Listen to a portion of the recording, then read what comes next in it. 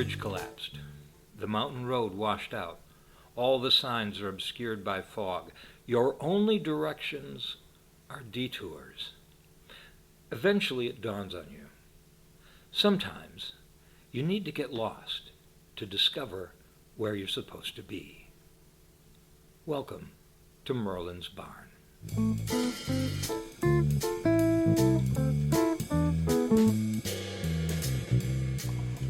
Welcome to Merlin's Barn, broadcasting as always from Fort Blanket, south of the Yukon. Tonight you have me, myself, and I, so all three of me, plus Tasha.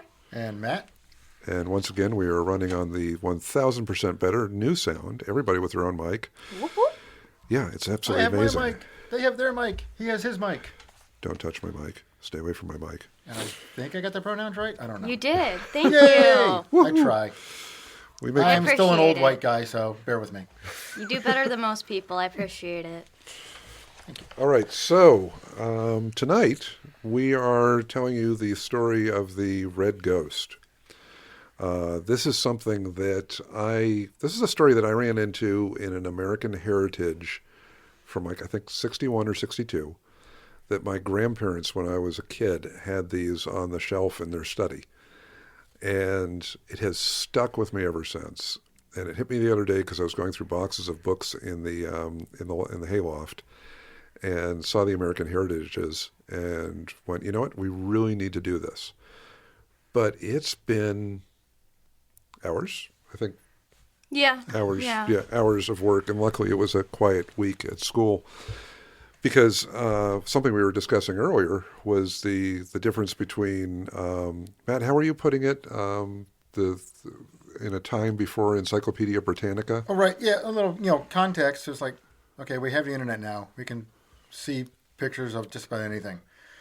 Or back up 30, 40 years ago, and most of these suburban households would have an Encyclopedia Britannica or something on the shelves that you could still see pictures of most everything. Back up further, and you have descriptions in newspapers that may or may not be accurate. Exactly. Usually not accurate. Yeah, usually not accurate. As we discovered in some Exaggerated. of our research. And Fabricated.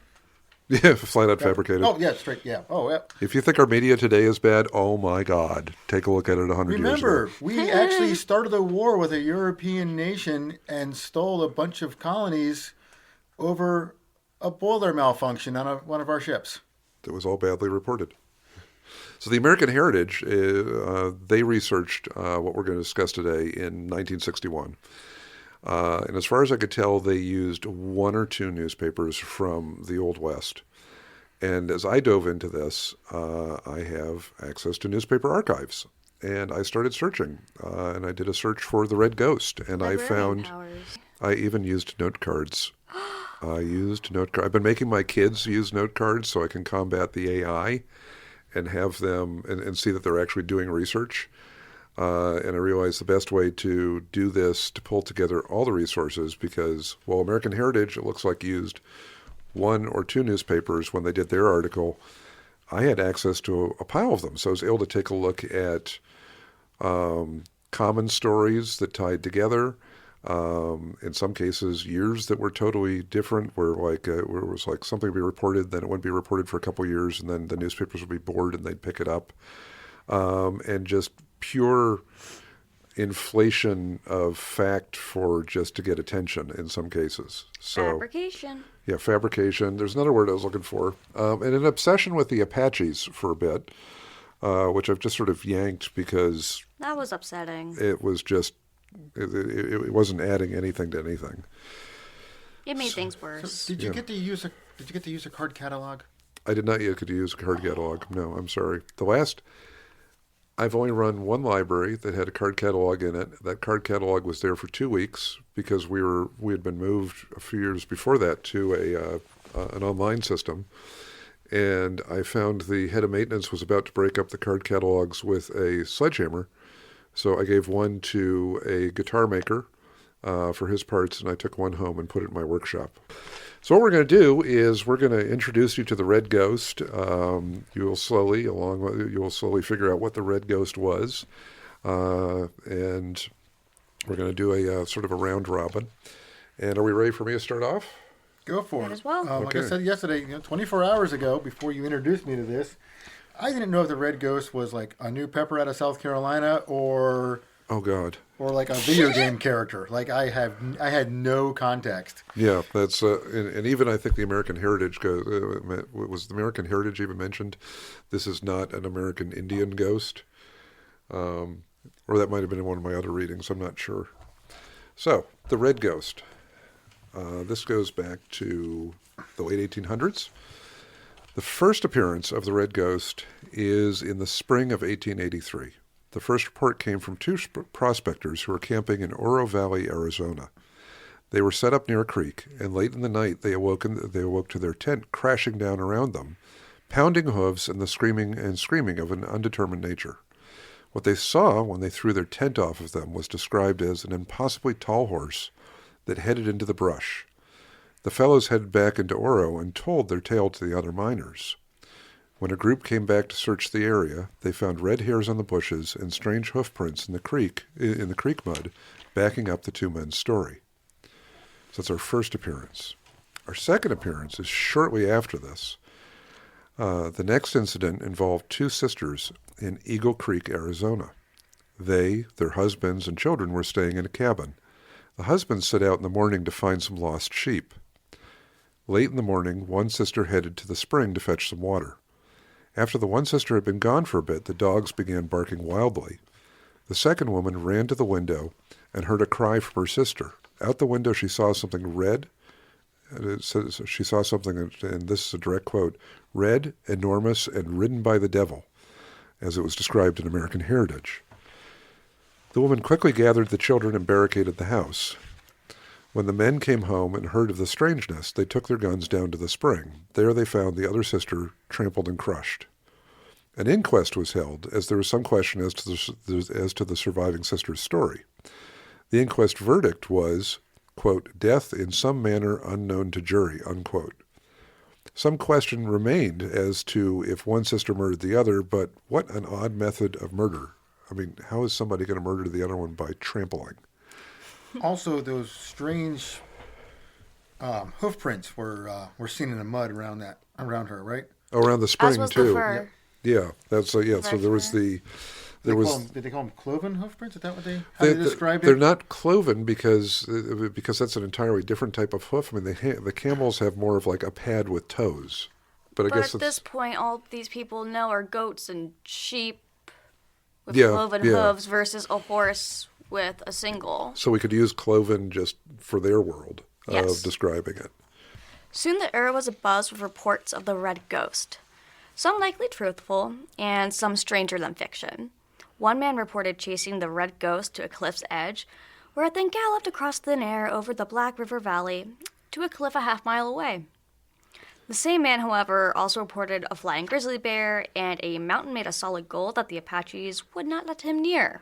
I don't understand why the Apaches wouldn't let them near their mountain of solid Go gold. figure. Yeah, Was he the one that I think they also reported a lot of drinking.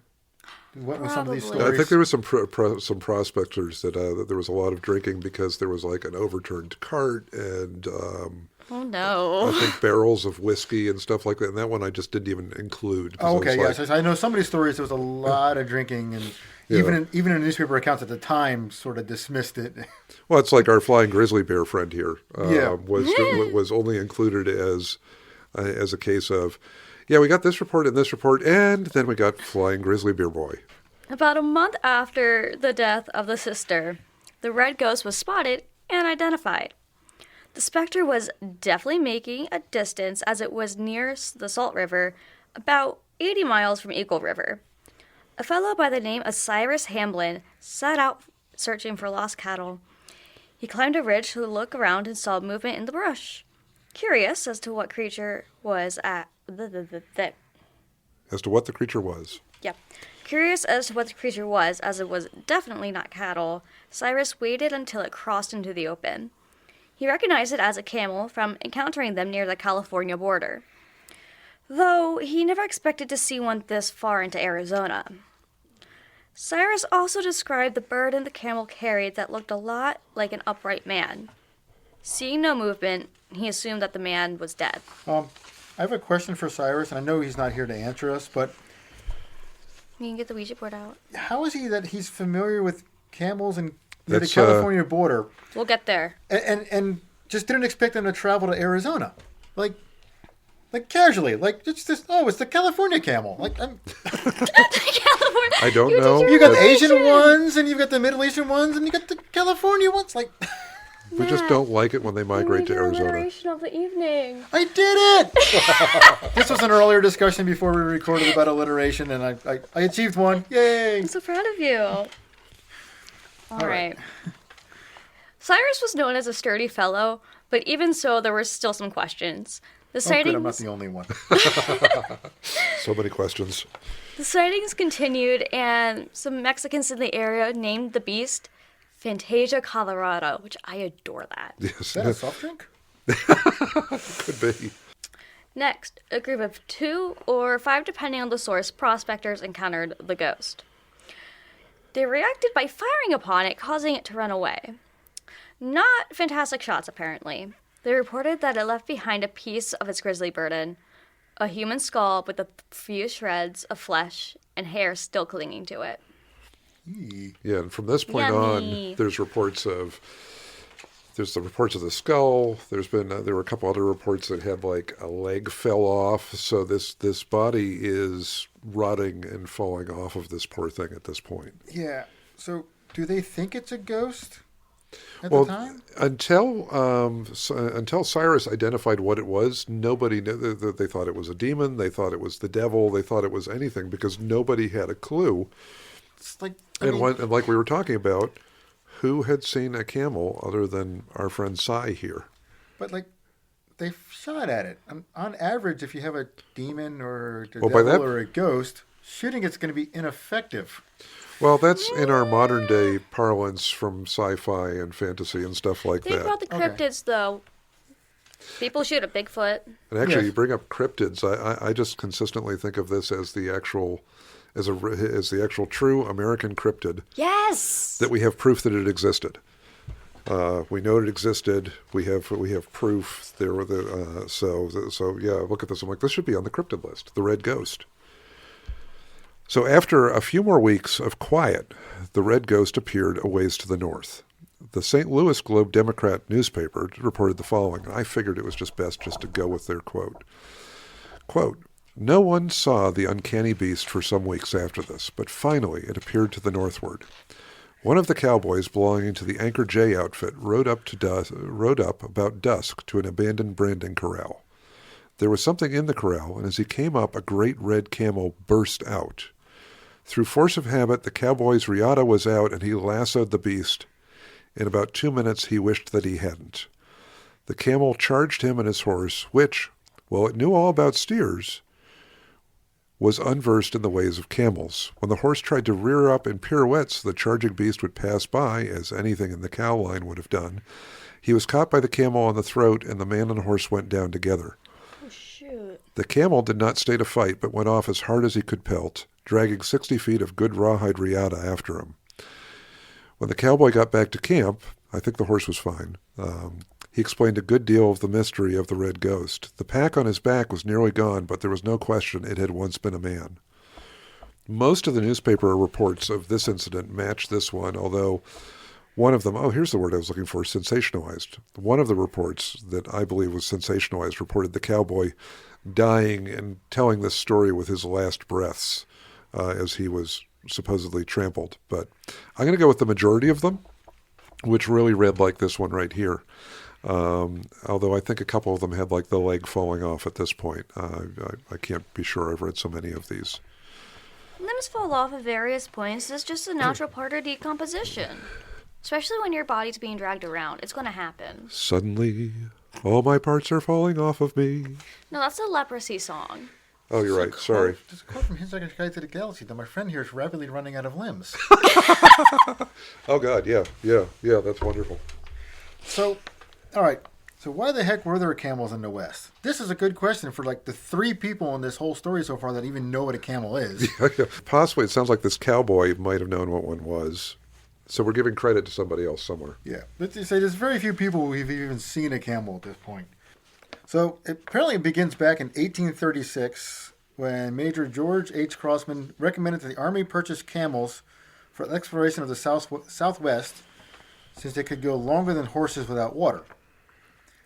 And it took a little while for this to get through. In 1855, so you thought things moved slowly through Congress now, it took 2 decades then for this. Yeah. Hey, Congress I've got an idea.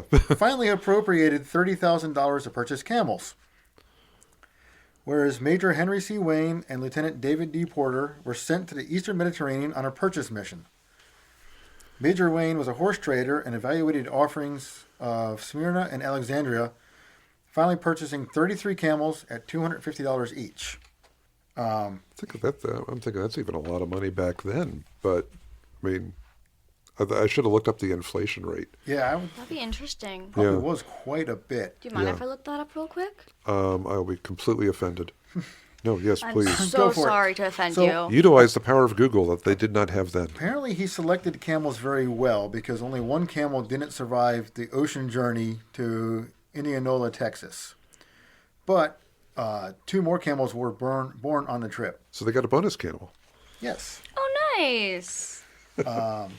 A comedy of errors began despite the solid choice of camels. The first assumption was made that all inhabitants of the camel-rich city of Levant must know about camels. So 6 Arabs and a Turk were hired. American Heritage described the situation aptly saying, the Arabs were about as familiar with camels as the average city boy today is with horses. And to take things a level sillier, the Turkish veterinarian's general treatment for ailing camels was to tickle their noses with a chameleon's tail. That's so helpful. I'm sure that's just so completely helpful. That will solve all of my problems. all of the people that they hired were essentially like just 6 randos and a quack doctor. Yes. Do you know about camels? Well, sir, I don't speak your language, but you're waving money at me, so I will go with you. Yeah, it sounds like that's what happened. Once they got to the U.S., though, the first issue Wayne encountered was taking the camels from Indianola to Camp Verde, 60 miles northwest of San Antonio. Seems that mules and horses alike bolted at the sight of a camel. As we said before, if people in the United States have not seen camels, you know horses and mules, the primary mode of transportation, have not seen them. I found it interesting that how severely they reacted, and I'm trying to figure out if it's when you think about a camel, I'm guessing it's probably the gait, the smell, things like that. Oh, Tasha Yeah. has an answer on our inflation. I will get you the name of what I used in a second, but according to this calculator, $250 in 1836 is equivalent to $8,539.54 in 2025. Oh, wow. That's not as bad as I thought. So Which inflation calculator did I use? somewhat expensive, but not out of the realm for a trained pack animal. Yeah. No, that makes sense. Yeah, pretty much. This comes from in 2013dollars.com. Oh, okay. Just to give Cool. credit. Okay, excellent. The camels walk funny, they smell funny, they look funny. They make weird growling noises. Yes, everything about them is just a foreign, terrifying sort of creature if you were a horse, I would imagine. Uncanny Valley. No. So the idea of the Uncanny Valley is like at one point in history while we were still evolving into modern human, there was some like almost missing link like idea of something that was human but not quite, but we knew to avoid it because it looked ever so slightly off. Oh, and you're saying that the horses and the mules are having the uncanny valley reaction. Yes. Oh, well, okay. We have Interesting. talked about that Okay. before. That's neat. That's really neat. That's a good tip in right there. Besides the mules and the horses freaking out and bolting at the sight of a camel, that is, they are running away, which I should mention, my wife has horses. We have horses in the backyard. That is the immediate reaction of a horse is to run away. Yeah, fight or flight. It's really just flight, isn't it? It's just flight. Yeah. They're prey animals. They just run away. It's the most fragile thing on the planet. Yeah, pretty much. Now, the smarter two ones will things. run away several feet, stop and assess the less smart ones just keep on running. But that's what they all do. There was a bigger issue of working with the Teamsters who developed a deep loathing of camels. And when Wayne attempted to convert the horsemen, Teamsters, and mule skinners with demonstrations, it was quite a struggle. At Camp Verde, Wayne assembled the mule skinners and brought a camel in front of them. He loaded the camel with two big hay bales.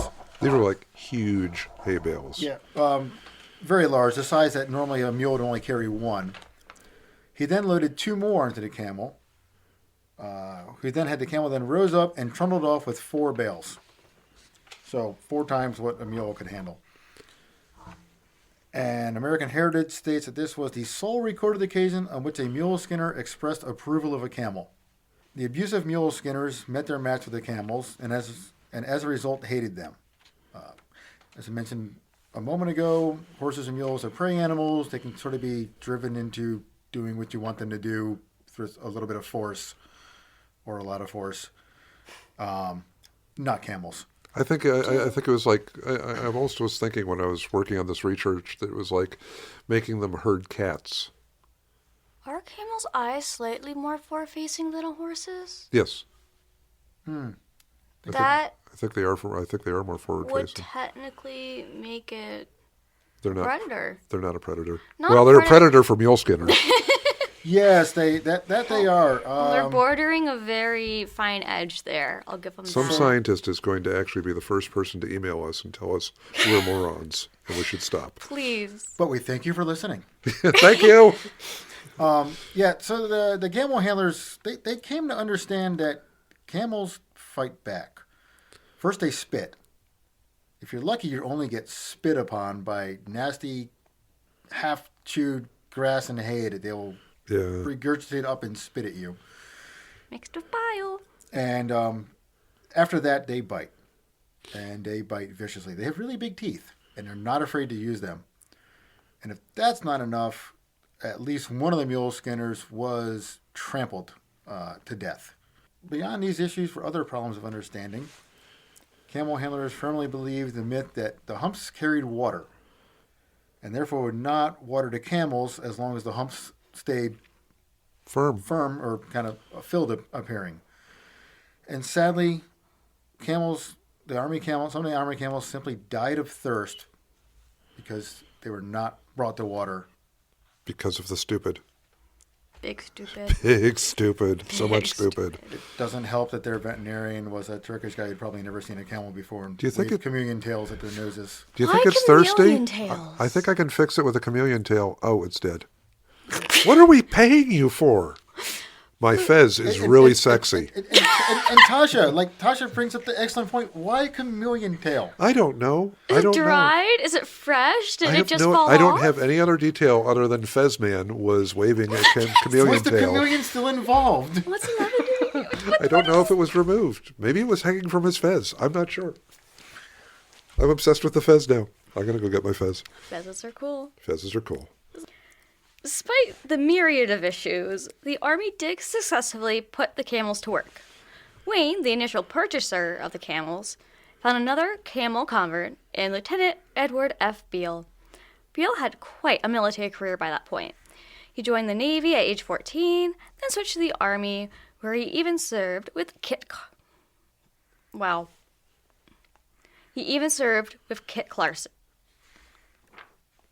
They're done. Go for it.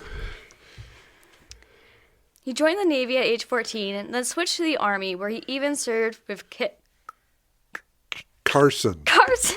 Oh my God. I want to put an L in there. I wanted to be Clarkson, like No, this Jeremy is like our Clarkson. word earlier that you created, the philosopher's phenomena. Flapjack? Phenomena. Phlebotomist? Yeah, whatever. Flapjacks. Okay, Kit so Carson. he served with Kit Carson. Go.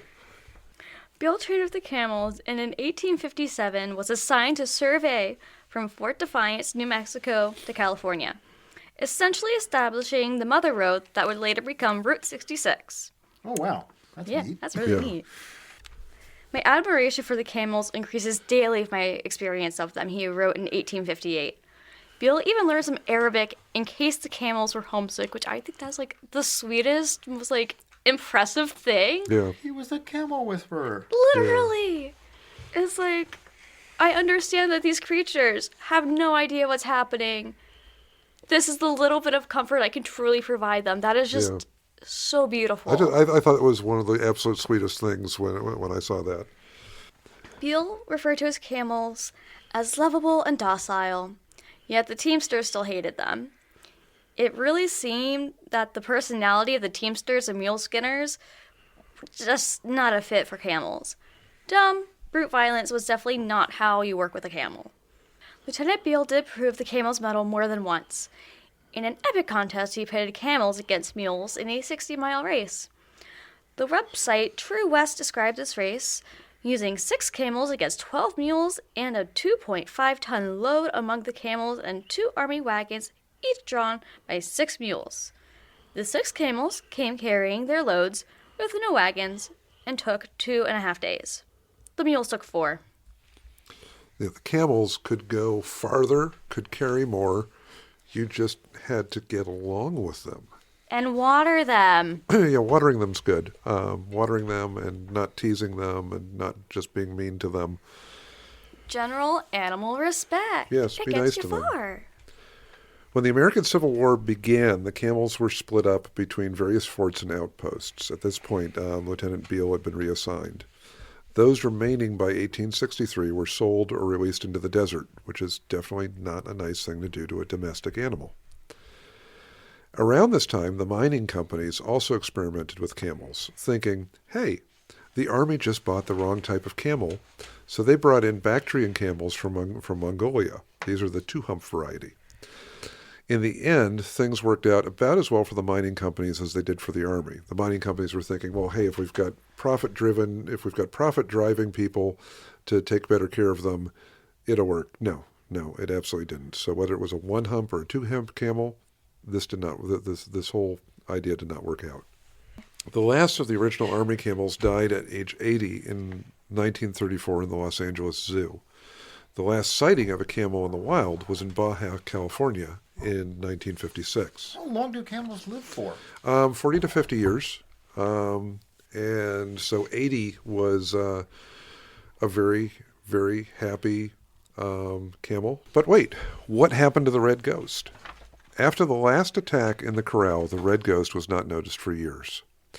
It may have been that the grizzly burden completely fell free and the camel did not stand out anymore. And if you think about it, and we think about the army dealings with learning to deal with the camels, if they were really wound up, if you really abused them, they would just go on the attack and trample. It's what any animal would do. Well, these were especially good at it. I don't think if I anger a hamster, it's going to trample me. But No, might but it will try. bite. it'll and it will bite yes, hard. but that's different from trampling. So, one of my theories, and something I saw espoused in a couple of the newspaper articles, was that it sort of went quiet once the body deteriorated and fell off. So there was a period of about 7 years where there just weren't any reports. And at that point, it was probably just quietly browsing, doing its thing. There was one last encounter, though. The newspapers of the era give similar yet conflicting reports. American Heritage from 1961 puts the last encounter in 1893 in the garden of a certain Mizu Hastings, where the red ghost was happily browsing through turnips. They based this off a few newspaper articles from 1893. However, now with the modern convenience of the web and the mass of the newspaper archives, I found a report from 1890. So our red ghost died 3 years earlier, and for some reason or other, the story just came back around in 1893. Now, the story from 1890 is very similar, and I assume is the last actual encounter with the camel. According to the New York Evening Sun in 1890, and this must have probably come from a paper out west, the actual person, Happy Jack Humphreys, happy guy, who had a ranch on Eagle Creek, looked out his window to see a red camel destroying his tomatoes. So tomatoes rather than turnips, Mizu Hastings versus Happy Jack Humphreys. We had this episode. What? You either hear it later or you've already heard it. But when we discussed the 1904 Olympics, the newspapers went back and there was peaches, or it was apples. Yeah. So the newspapers at this time really had difficulty with their fruits and vegetables, I think. Yeah. Turnips, tomatoes, Well, at that peaches, point in apples. time, you were calling tomatoes fruits still, or vegetables. I don't know anymore. Yeah. Yeah. So, Point proven. all right. So Happy Jack Humphreys looks out and sees the red camel destroying his tomatoes, leveled his rifle at the window and fired 2 rounds and killed the poor beast. Upon inspection, he found the camel was crisscrossed with rawhide that had worked its way into the camel's flesh. This was definitely what had held his burden on for so long. The red ghost was finally at rest. The humans could no longer harass and torture him. And there was some theory for a bit as to how the body got on his back. One of the theories was that it was a prospector or somebody who was ill and had lashed themselves to the camel to try and get to town to get help. But when they got a look at the rawhide that was on the camel after he was killed, they deduced that there's just no way a person could actually do this to themselves. This was somebody specifically used the rawhide to lash a human to the camel. Whether the human was alive when they did it, nobody knows. But the camel bore that burden for quite a long time. Last night we were discussing this actually a little bit, and I compared it to the Savo lions. When you have an animal in that much pain, it's going to lash out. Why do you think it was trampling and screaming and rampaging for years in every sighting? It is surrounded by the very things that strove to hurt him, that he was forced to carry on his back, and with all that digging into him, he just wanted to get away. I do think the poor soul who was lashed to the back of the camel was probably placed there by someone else. Yeah. Well, yeah. Whether alive or dead, because that type of camel, and I'm going to try and say the one hump camels there, the The dromedary? dromedaries. Yeah. They're Not really pachyderm. difficult to ride because actually the riding position is behind the hump, Yeah. which is basically just sloping off to the back of the camel, like down to the butt and the tail and off to the ground. So they require a special sort of saddle. They're actually really difficult to ride. You could look up videos of they race them in Dubai, and it's not it's not the same shape. It's not like a horse that you could hang on to their mane and ride without a saddle, because they already have that saddle shape to their back to kind of help you. No, you're going to slide off of a camel unless you are tied to it, basically. I think the only ones that probably are better are the Bactrians, which have 2 humps. Maybe, Yeah, then you could probably nest right in the middle of that. Yeah, I would yeah. imagine pretty good. But so, not this thing. so that is the Red Ghost, which probably falls on the list of things that you've never heard of before. The true American cryptid. Yes, the true American cryptid. I believe that this should be. I'm a strong proponent of this being the American cryptid. Yes, I'll shut up. Can it still be a cryptid if it's truly known to exist? I don't know. I mean, it's just, I feel like so much of its lore fits being cryptid. But you're right, it's been proven to exist. Part of the whole thing with cryptids is people trying to prove their existence. Okay, so, That's why I got cryptozoology. But once it's proven, is it still a cryptid? Or is it now just a creature, an animal, or something? at the same time, well, we know it's a camel. It's not just a regular camel creature. It's a camel with its own story behind it. So, this leads into, actually, if you want to write in and weigh in on this, we would absolutely love to hear from you. But if you want to weigh in on the cryptid debate, if you want to shout at us about pachyderms, If you have jackalope stories. if you have jackalope stories, anything else. I apologize to the dromedaries out there who might be listening. So overall, though, thank you so much for listening. Just one final closing, just a little Easter egg for some of our listeners. Have you been stocking up on your maple syrup? Yes, but not on purpose. Not on purpose. Well, we never have on Accidentally purpose. stocking up on maple syrup. and Tim Hortons. That is on purpose. That is on They're purpose. going to open a Tim Hortons in Delaware. What? What?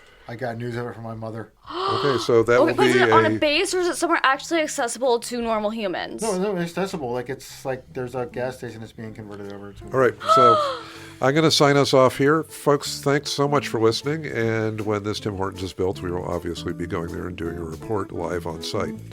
So take care. Night. Toodles.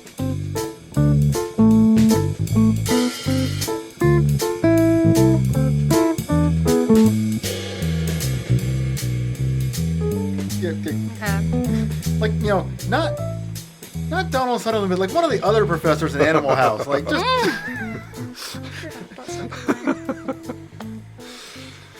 One of the other professors, one of the professor number 3. right, yeah, yeah, it's credited that way as Professor Number 3. Professor number 3 in the plaid flannel shirt. Plaid flannel shirt professor. Professor Flannel. Oh, Wasn't that a professor actually in Harry Potter? No, it was Flamel. Okay. Flamel. Nicholas Flamel. I've No, he never wasn't s- even a professor. Excuse me. He was the creator of the Philosopher's Stone. The philosophers? Shut up! I want my own philosopher's stone. Philosopher. Could you explain to the audience, please, what a philosopher is?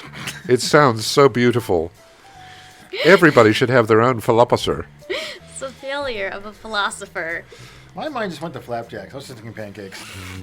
Philosophers with lots of maple syrup. And Flamel is based on an actual human being who did exist. I believe there was an actual alchemist by the name of Nicholas Flamel. He wasn't a philosopher? Stop! I am not at all versed at all in the Harry Potter universe. I've not read any of the books. or Lucky watched any of the because movies. you're not hurt by things now. Like philosophers. We're childhood authors who would harm you in various ways, apparently. Yeah, let's just not go there because we're too down now. Ah. Okay. I'm gonna stop it there.